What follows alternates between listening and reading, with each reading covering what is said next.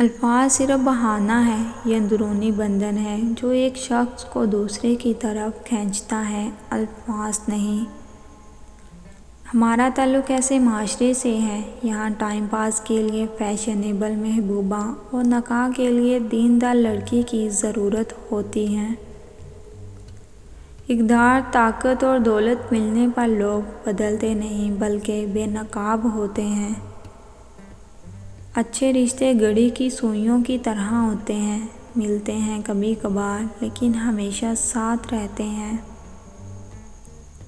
برداشت اور خاموشی ہر ناپسندیدہ عمل کا ایک شریفانہ جواب ہے۔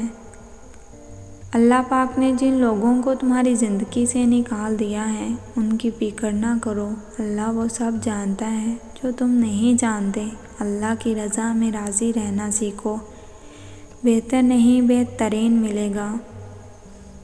بے فکر ہو جاؤ، اللہ پاک مخلص دلوں کے ساتھ کبھی ناانصافی نہیں کرتے۔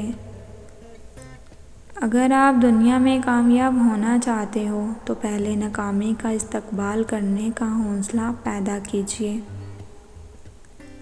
یاد رکھیے، مایوس نہیں ہونا چاہیے، زندگی کہیں سے بھی شروع ہو سکتی ہے۔ عورت ملکیت کے نہیں، محبت کے اثار میں جینا پسند کرتی ہے۔ ایک محبت ایسی بھی ہے جس میں دل نہیں ٹوٹتا، دھوکہ نہیں ملتا، اور وہ محبت ہے رب کی محبت۔ نا امید کبھی نہ ہونا، کیوں نہ کہ اللہ کے پاس کچھ بھی ناممکن نہیں۔ مطلب تب تک شہد ورنہ زہر ہے لوگ۔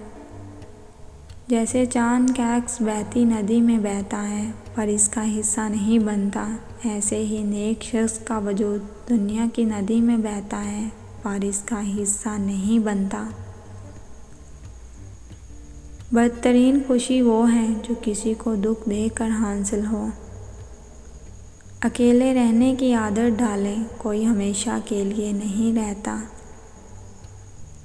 منافق دوست اور سائے میں کوئی فرق نہیں ہوتا، دونوں روشنی میں آپ کے ساتھ ہوتے ہیں اور اندھیرے میں غائب ہو جاتے ہیں۔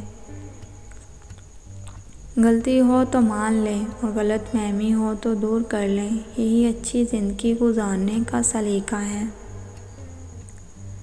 مرد جب پہلی بار عورت کے قریب جاتا ہے تو سب سے پہلے عورت کے پیار اور خلوص کو نوٹ کرتا ہے۔